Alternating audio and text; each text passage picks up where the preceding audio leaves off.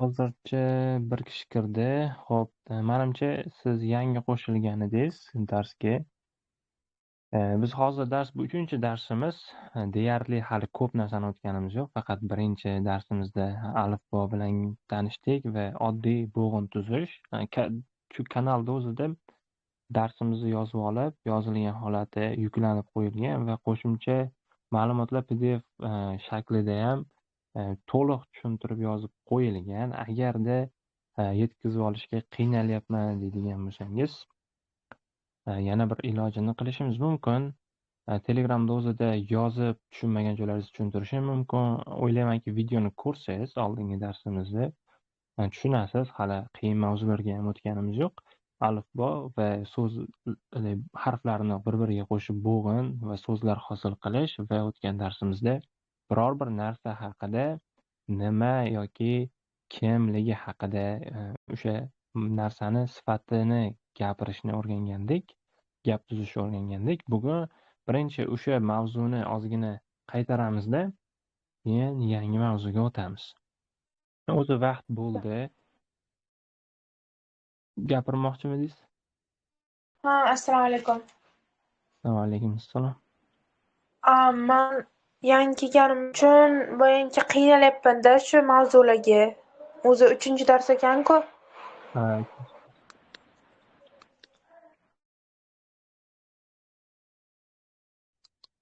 Siz alifboni bilmaysiz-da, Hangulni kalishcha. Yo'q, hali endi-da. Videolarni ko'rib chiqdingizmi? Videoni birinchi dars. Ko'rib. Tushundingizmi harflarni? Tushunmadim. Harflarni tushundingizmi? Ko'rib yodlashga qiynalyapsizmi? Yo'q, harflar qiynalmayman, tushundim harflarni. Bundan keyingisini ko'rdingizmi? Bo'g'inlar haqida, harflar tuzilib bo'g'in yasash. Uni ham ozgina tushundim, lekin ana shu 2-chi darsga qiynalyapman. Shu yo'g'asa ham hozir bu darsda ko'rib ko'ring, tushunganingizcha. Yo'g'asa ham dars tugagandan keyin kommentariyada yana bir so'rasangiz, men sizga tushuntirib beraman o'sha darsni o'zingizga yetkazib olishingiz uchun. Rahmat. Demak, o'tgan darsimizda nima o'tgandik, ya'ni nimadir haqida, biror bir narsa haqida ma'lumot berishni o'rgangandik va yodlagan so'zlar berilganida yodlagansizlar degan umiddaman. Ekran ko'rinyaptimi hozir? Ko'rinyapti.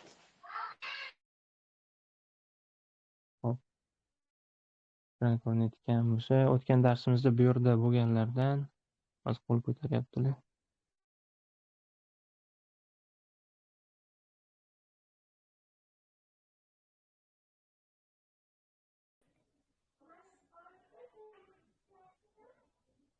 Mani mikrofonni yoqib qo'yganman.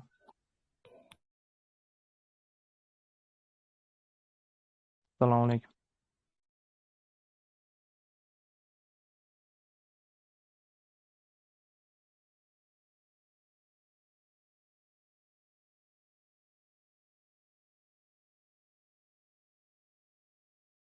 O'tgan dars hammaga tushunarli bo'lgan bo'lsa, kelayotgan darsda bir qaytarib olamiz.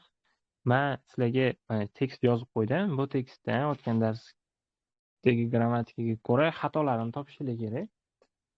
Birinchi gapda qanaqa xato bor? Bu yerda ikki kishini suhbat ketyapti. A bilan B bir-biri bilan suhbatlashyapti. A aytyapti: "Annyeonghaseyo, 저는 Justin이요." Keyingisi unga javob beryapti. Shu dialog. Shu yerda bu gaplarni hammasini 1, 2, 3, 4, 5 qilib raqamlab qo'yganman. Qaysi joyida xato borligini sizlar topishinglar kerak bo'ladi. Hammani mikrofonini yoqib qo'yganman. Javob bermoqchi bo'lgan odam bemalol gapirishi mumkin. Birgalikda topib ketamiz. Birinchi gapda xato bormi yo'qmi? Assalomu alaykum. Birinchi gapda xato yeyo emas, iyeyo bo'ladi ismida. Assalom. Demak, Justin deganda iyeyo bo'ladi. Nima uchun shunaqa bo'ladi? undosh bilan tugayapti-ku, o'shaning uchun unli bilan tugaganda ye yo'q, undosh bilan bo'lganda iye qo'shilishi kerak edi. Demak, oxirida undosh bilan tugagan va undosh patchim bor, mana N harfi patchim, shuning uchun yeyo emas, iyeyo bo'ladi. To'g'ri. Keyingi so'zimiz, keyingi gapdachi. 안녕하세요. 반가워요. Justin 씨는 미국 사람이에요? so'rayapti. Tarjimasini tushundinglar, menimcha. Salom. Tanishganimdan xursandman. Keyin so'rayaptiki, Justin amerikalikmisan deb so'rayapti. Bunda xato bormi yo'qmi? Yo'q, bunda xato yo'q adashmasam. Yana kimdir? Menimcha Ora menimcha cho'sinma, cho'nin bo'lib ketish kerakmi o'shami? O'shanda xato bo'ladi adashmasam. Yo'q, bu yerda savol so'rayapti. Man degan so'z ishlatilmagan, ishlatish shart emas.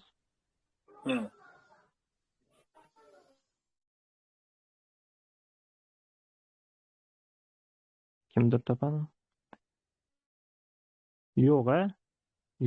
Yo'qqa kelishdikmi? To'g'ri, ikkinchi tekstda xato yo'q. Uchinchisiga o'tamiz. Uchinchisi. Anyo, 저는 미국 사람이 아니에요. 영국 사람이에요. o'zingiz aytib qo'ydingiz, endi aytmoqchi edim. Saramiy bo'ladi. O'qiyotganimda o'zim to'g'ri o'qib qo'yaman. Saramda i aniyo bo'ladi. O'tgan safar o'tgan grammatikamiz i yoki ga qo'shiladi. Nima uchun i qo'shildi bu yerda? Bu ham patchim bo'lganligi uchun i. Bunday patchim bo'lganligi uchun oxiri undosh harf, shu patchim bo'lgandan keyin undosh bo'ladi. To'g'ri. Demak, men amerikalik emas, men angliyaliman deyapti. Keyingisida Justin she o'sayeyo. To'rtinchi gap. Shida nin qolib ketgan. Ya'ni nin qo'shimchasi bor edi-ku, egalikka o'shanisida. Aston shinin isayo bo'ladi. To'g'ri. Shunaqa bo'ladi. O'tgan darsda o'rganib bilasizmi yo oldindan bilarmidingiz bu mavzuni? O'tganmiz, kalisini bilasizmi? Yo'q, o'shandan sizdan o'rganyapman. Faqat harflarni YouTube orqali o'rganib turgandim. Ha. Yaxshi o'zlashtiribsiz. Beshinchisi. Anyo, 저는 회사원이에요. Bu ham patchimda tugaganligi uchun yeyo, iyeyo bo'lish kerak. To'g'ri. Bunda ham oxirida 회사원 bo'lganda oxirida patchim bor, n harfi, shuning uchun 회사원 iyeyo bo'ladi. 회사원이에요. Demak, o'tgan dars tushunarli. Kimga tushunarsiz? Savollar bormi o'tgan dars bo'yicha? Berilgan so'zlar yodladinglarmi? Yodladik, lekin har holda oz bo'lsa ham tushundik. O'sha qo'shimcha patchim bo'lganda nima qo'shilish kerak? Yaxshi o'zlashtirdik. Demak, tushundingiz. Yaxshi. Borgan sari dars davomida o'rganib ketasiz, yana qaytarish bo'lgani sari.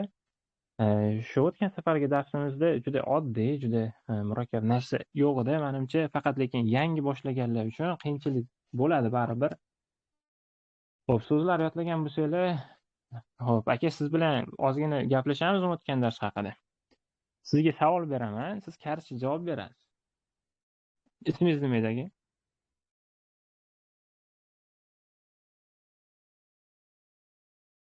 Ovozim boryaptimi?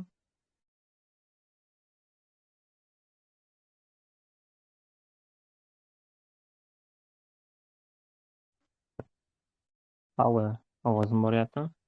Ha, kelyapti. Ismingiz nima edi aka? Meniki Muhammadiy. Muhammadiy aka. Bo'lsam, siz bilan sizga yana takrorlash bo'ladi, sizda qolishi osonroq bo'ladi. Shuning uchun o'tgan darsdagi gaplari bir-birimiz bilan ozgina suhbatlashamiz. O'tgan darsdagi mavzular bo'yicha faqat kars tilida. Xo'p, demak boshlayman. Bo'laveradimi aka? Ha, bo'laveradi. Men tayyorman. Demak, men birinchi salomdan boshlayman. Annyeonghaseyo. Shunga Muhammadi, 저희 생각은 무함마디 씨는 저희 형인 것 같은데요. 여기를 이해 안 해도 돼요. bu tushunmasangiz ham bo'laveradi. Demak, sizni men Hyong deb chaqiraman yo'qsam? ha, bo'laveradi. Xo'p. Hyong은 어디 나라 사람이에요? 나는 우즈베키스탄 사람입니다. 우즈베키스탄 사람입니다. 형은 의사예요? 아니요, 회사 아니요, 선생님입니다. 아니요. 저는 의사. 네.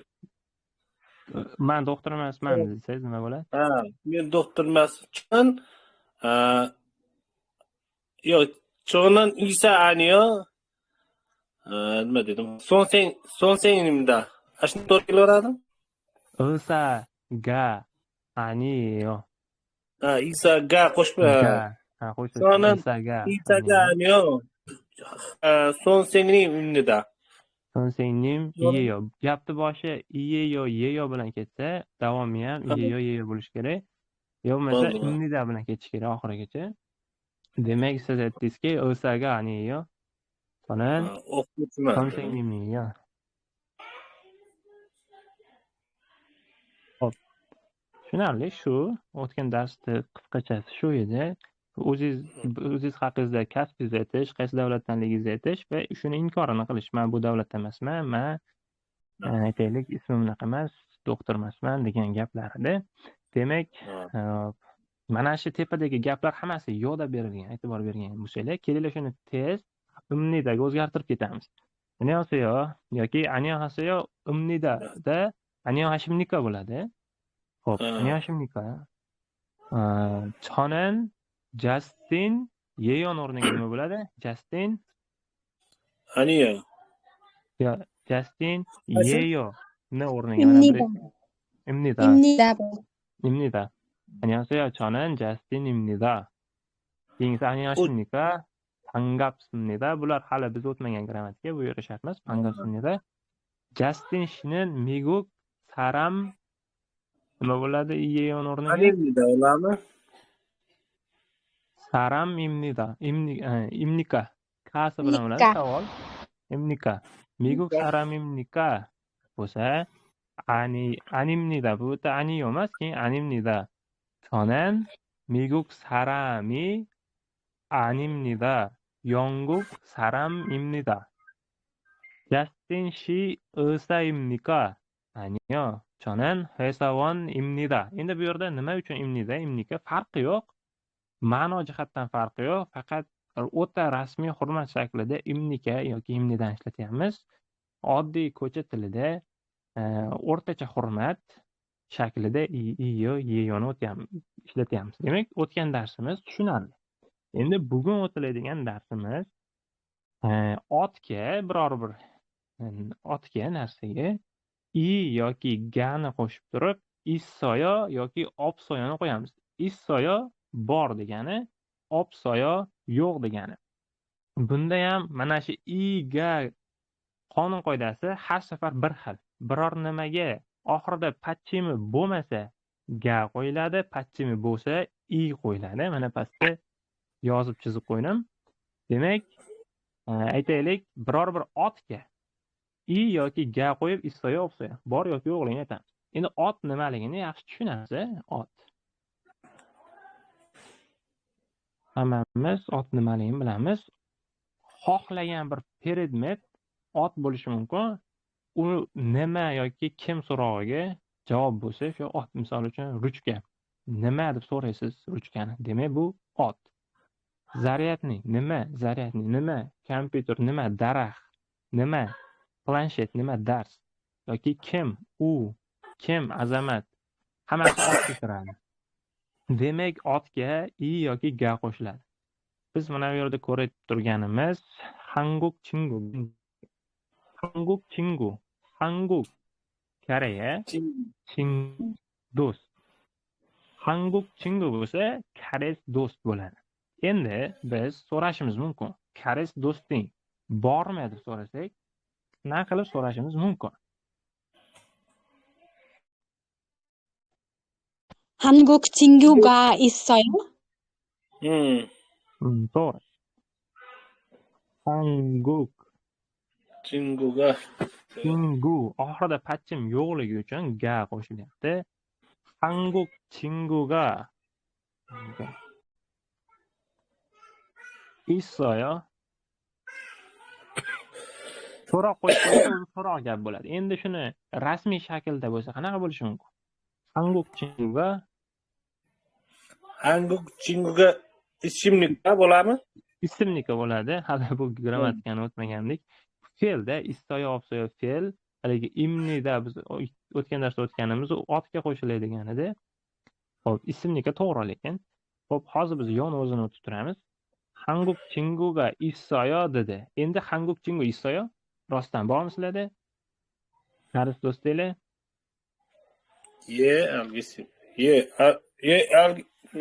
Ye desa bo'laveradi yoki qo'shimcha qilish kerakmi shunga? Ha, ye desa ham bo'ladi, yo bo'lmasa ne yoki ye 있어요 deb qo'yishingiz kerak, ya'ni bor. Ne istiyor deb.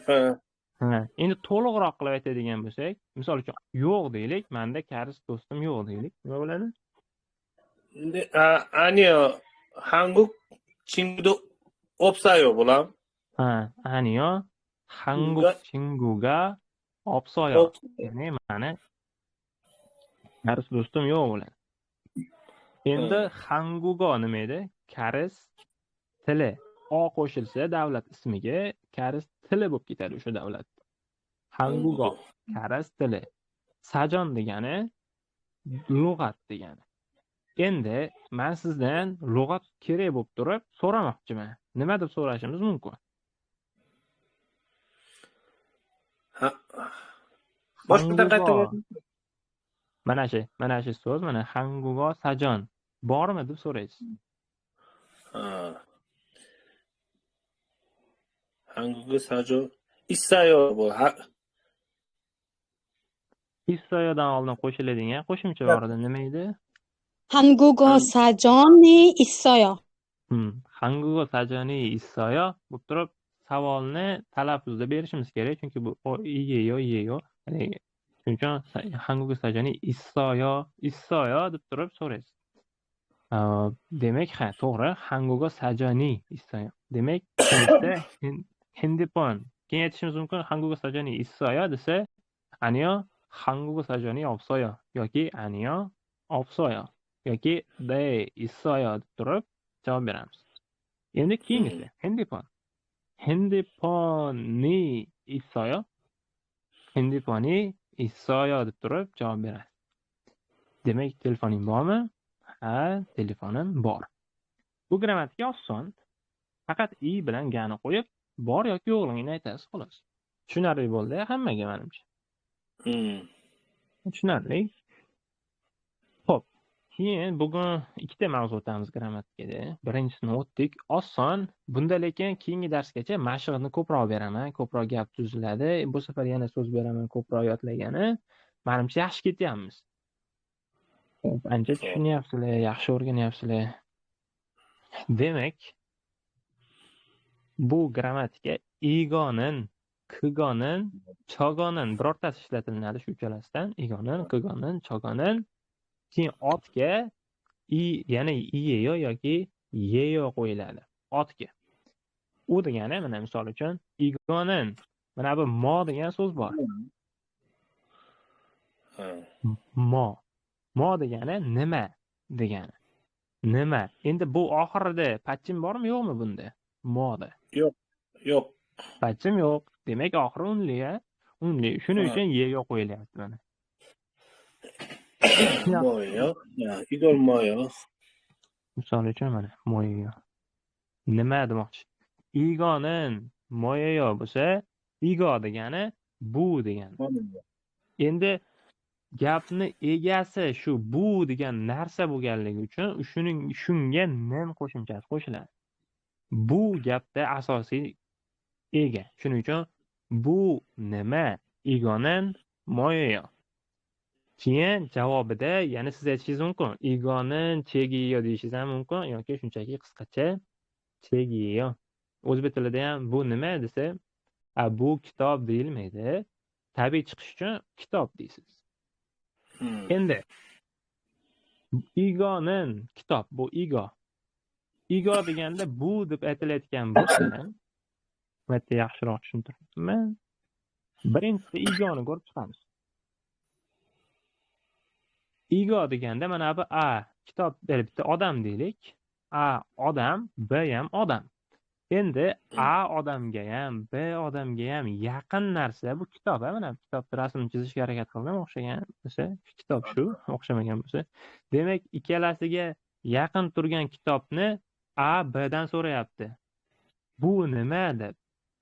Ikkalamizga ham, ikkita odamga ham yaqin narsani ko'rsatganda bu nima deb so'raydi, ya'ni ego deb turib. Ego moyayo, mana bu A so'rayapti Bdan. Egonin moyayo deyapti. B keyin javob beradi. Egonin chegiyo yoki chegiyo deb. Endi kigo qachon ishlatilinadi desa, mana kigo ikkinchisida A Bdan uzoqda. Lekin A so'rayapti Bni oldidagi narsa haqida.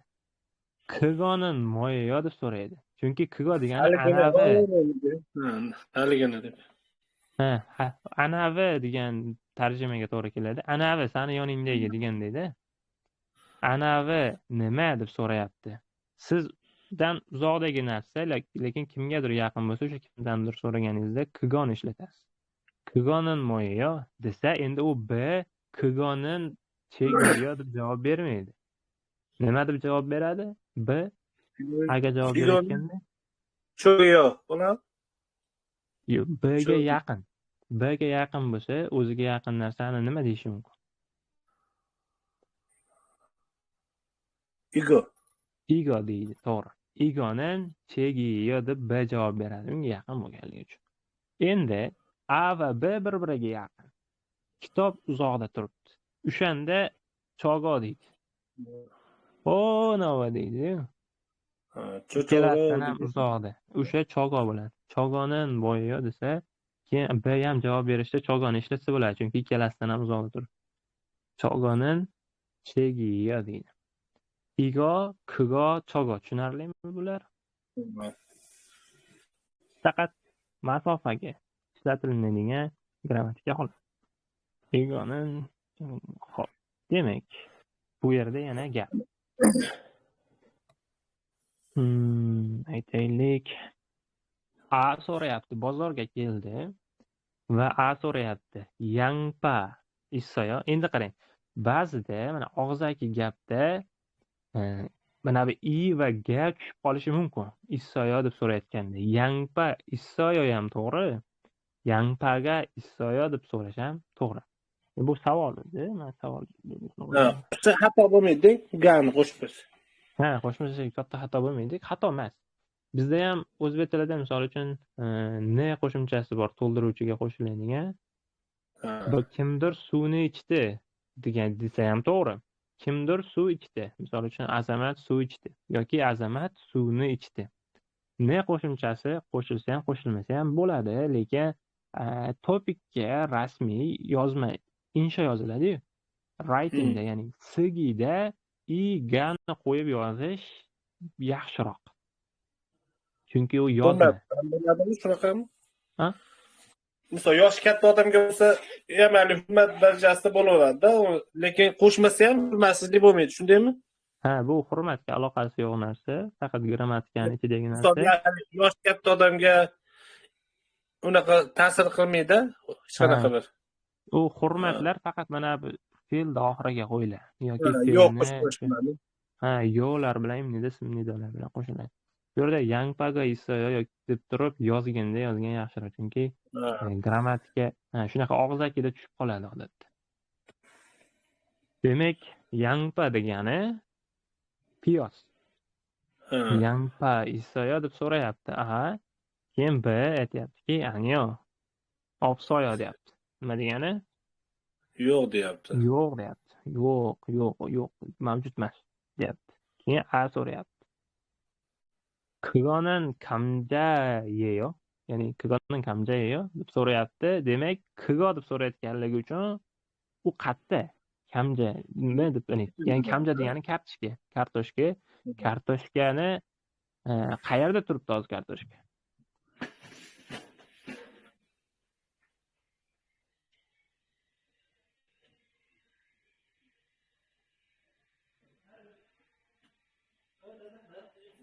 Agar men bozorga borib turib, "그거는 감자예요?" deb so'rasam, anavi kartoshkami deb so'rasam, kartoshka qayerga yaqin turgan bo'ladi? Sotuvchigami, oluvchigami, so'rovchigami? U qaynaqaga sotuvchiga yaqin turgan bo'ladi. Sotuvchiga yaqin turgan bo'ladi. Chunki sotuvchini oldidagi narsaga "그거" deb so'rayapti sotuvchidan. Keyin unga sotuvchi javob beryapti, "Anyo, kamjaga 아니에요." Yo'q, bu kamja emas, ya'ni bu kartoshka emas. "이거는 고구마예요." Nimaga endi bu sotuvchi "이거" deb ishlatyapti? U "그거" deb Uni so'rovdi, bu "이거". Emasligi uchunmi? Nima qilish uchun? Uni yonidaligi uchun. Ha, bu endi to'g'ri. Sotuvchini oldida turganligi uchun "이거는" deyapti, "고구마예요." Ya'ni "고구마" degani shirin kartoshka. O'zbekistonda bormi, yo'qmi bilmayman. O'zbekistonda ham bor ekan, haligi batatmi deb qo'yadi ekan. Koreyaga kelgandan keyin yeb ko'rganman shunga. Ha. Shirin, yaxshi narsa, kartoshkaga o'xshaydi. Ingliz tilida ham bor. Inglizlarda ham sweet potato deb qo'yishadi. Demak aytyapti, yo'q, bu kartoshka emas. Bu koguma. Kartoshka deyapti. Shu bugungi grammatikamiz. 2ta grammatika. Tushunarlimi? Savollar bormi?